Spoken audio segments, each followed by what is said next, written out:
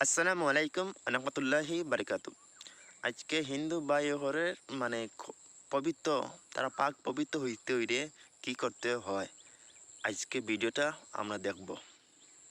गाय के गोबर की बात करें तो मेरी मम्मी तो एकादशी के व्रत पे हमेशा गाय का गोबर लेती थी। ये देखिए, एक चम्मच गोबर, अगर हम एक चम्मच गोबर खा लेते हैं तो हमारा तन मन पवित्र हो जाता है, हमारी आत्मा पवित्र हो जाती है। जी की एक एमबीबीएस डॉक्टर जिसके पास अक्सर आप अपनी किसी भी आम समस्या या गंभीर समस्या को लेकर जाते होंगे कि वो डॉक्टर आपका इलाज करेगा, आपको दवाइयाँ देगा। तो मनोज मित्तल नाम के जो ये डॉक्टर हैं, इनका कहना है कि गाय का एक चम्मच गोबर खा लीजिए, आपका पूरा शरीर जो है वो पवित्र हो जाएगा और आपकी तमाम बीमारियां जो पेट से जुड़ी होती हैं खास तौर से वो ठीक हो जाएंगी। अब इसके बाद आप डॉक्टर के पास जाने से पहले क्या सोचेंगे? जानवर के बच्चे जब गोबर देते तो जानवर को खाना चाहिए ना। ये तो जानवरों से भी गए गुजरे हैं।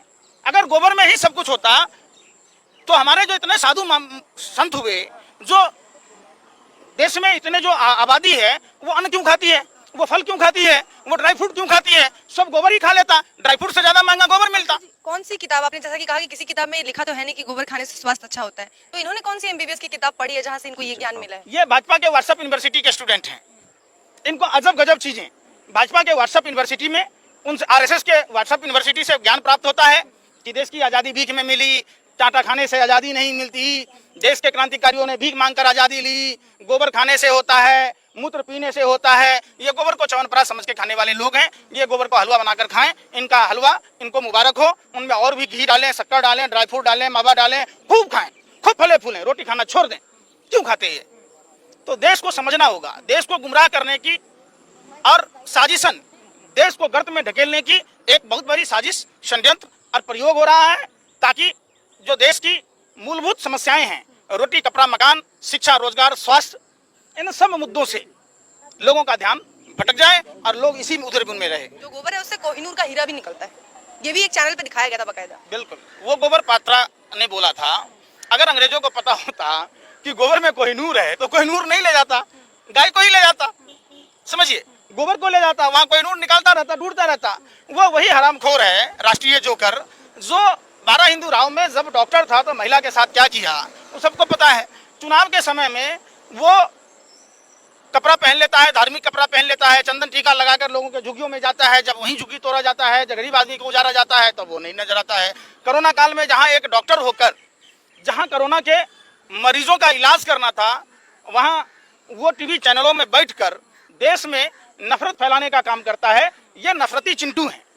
जो बाबा साहब अम्बेडकर ने समतामूलक समाज और धर्मनिरपेक्ष राष्ट्र का लक्ष्मण रेखा खींची है, उसके विपरीत काम करता है और देश को गर्त में पहुंचाने का काम करता है। ये लोग अनपढ़ और जाहिल हैं। ये कुत्तों से भी गए गुजरे हैं। कुत्ता भी मालिक का खाता है तो मालिक के प्रति वफादारी करता है, दरवाजे पर अनजान आदमी को देखता है तो भौंकता है। और ये वो लोग हैं जो देश का खाकर देश को गर्त में ढकेलने का काम करते हैं। जानवर बच्चे, गाय के बच्चे को, भैंस के बच्चे को ये पता है कि माँ का दूध पीने से विकास होगा, और ये लोग तो जानवर से भी गए गुजरे हैं। इनको ये पता है कि गोबर खाने से, तो जो जानवर का बच्चा है वो गोबर क्यों नहीं खा लेता? अगर गोबर में ही सब कुछ था तो जैसे गाय का गोबर वैसे आदमी का गोबर, तो ये डॉक्टर को आदमी का गोबर खा लेना चाहिए, लेटरिन खा लेनी चाहिए।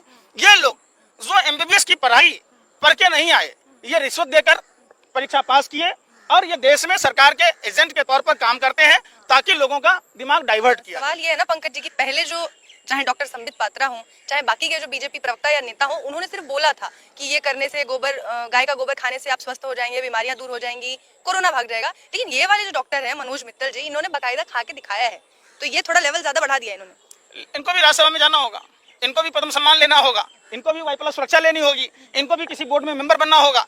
यही तो हो रहा है देश में। देश में हो क्या रहा है? जो जितना लुच्चा है उतना उच्चा है। आप सोशल मीडिया पे भी जो उन्होंने ज्ञान दिया है कि रोज एक चम्मच खाइए, उनकी माता श्री भी एकादशी के दिन जब व्रत करती थी तो एक चम्मच खाती थी, उससे वो स्वस्थ रही हमेशा, तो उन्होंने ये एडवाइस दी है। और सोशल मीडिया पे हम देख रहे हैं कि उनके इस वीडियो के नीचे लोग भी दो धड़ों में बट गए हैं। कुछ लोग ऐसे भी हैं जो उनका समर्थन कर रहे हैं, वाहवाही भी कर रहे हैं। देखिए, किसी भी धार्मिक शास्त्रों में कहीं गोबर खाना नहीं लिखा हुआ है।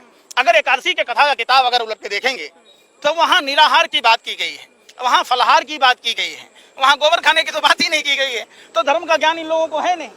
इन लोगों को धर्म का आवरण कौन ओढ़ता है? जिसको गलत करना होता है। रामायण में आपने देखा होगा कि जब रावण को माँ सीता का अपहरण करना था तो उसने भगवा वस्त्र पहनकर माँ सीता का अपहरण किया। जो लक्ष्मण रेखा थी, अगर रावण अपने पारंपरिक वेशभूषा में जाता तो माँ सीता का अपहरण नहीं होता। उस मित्तल साहब ऐसे